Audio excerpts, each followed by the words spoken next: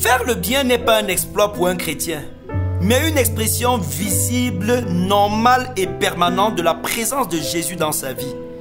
Permets à Jésus de s'exprimer au travers de toi.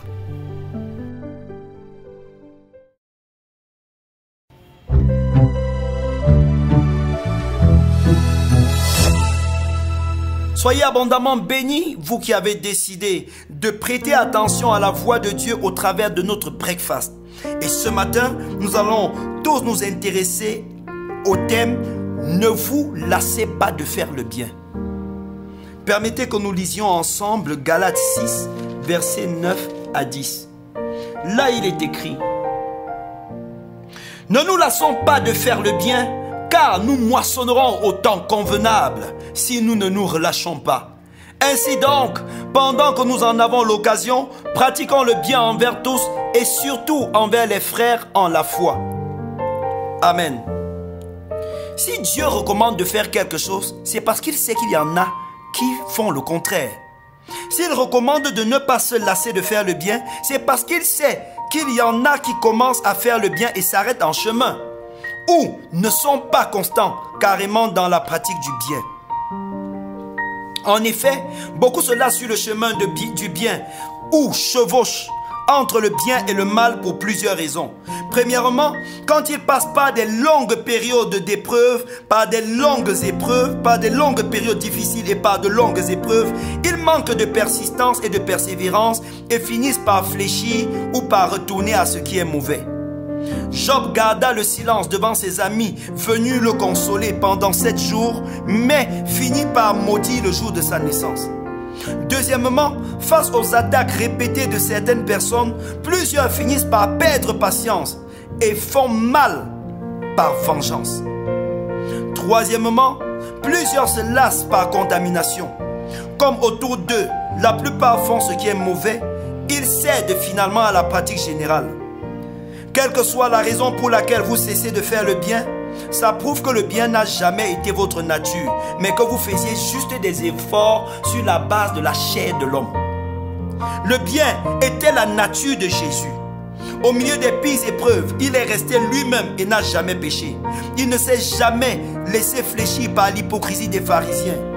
Toutes les occasions qui lui étaient favorables pour faire le bien, guérir, libérer, enseigner, il ne les ratait pas.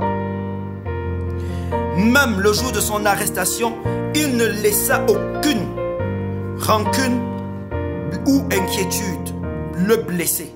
Il saisit plutôt l'occasion pour faire du bien et à ceux qui étaient venus l'arrêter en collant l'oreille coupée d'un de ses bourreaux.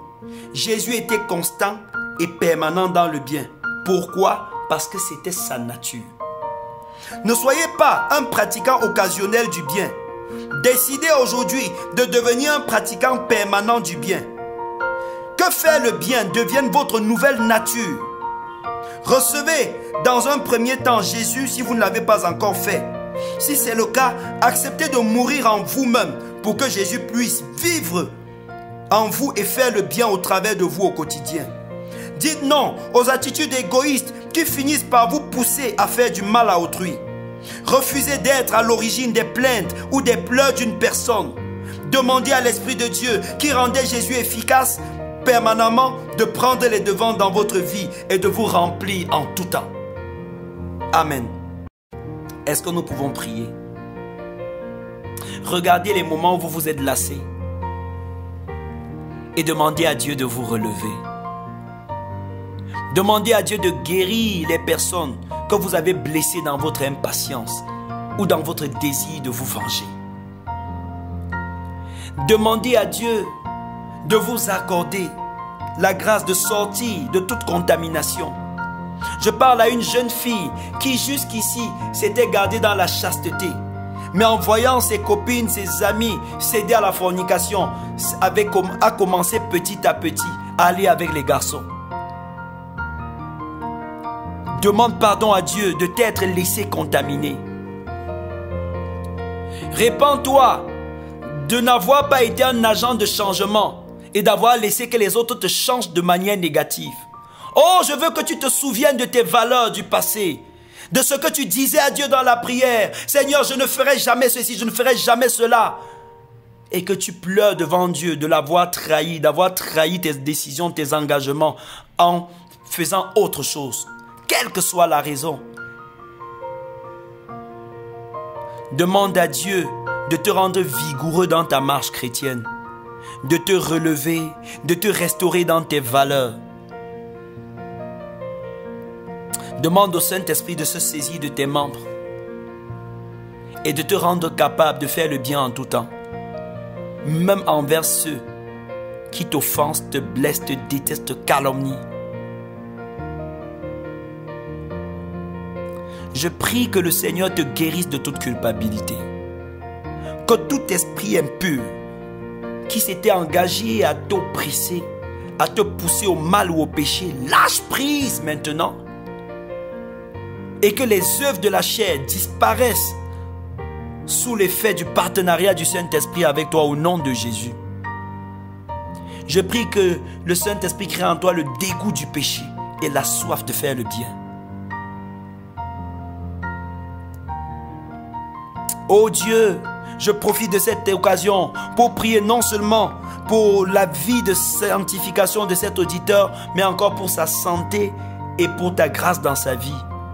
Je prie au nom de Jésus que l'Éternel, le Dieu qui guérit, restaure la personne qui m'écoute ce matin, quel qu'en soit ce dont elle souffre.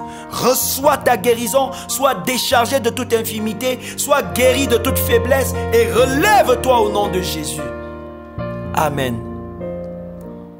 Oh, je sens auprès de quelques personnes qui nous écoutent la soif de se répandre devant le trône de Dieu. Continuez à le faire, même après que ce breakfast soit achevé. Déversez votre cœur devant le trône de la grâce. Dieu vous écoute. Amen.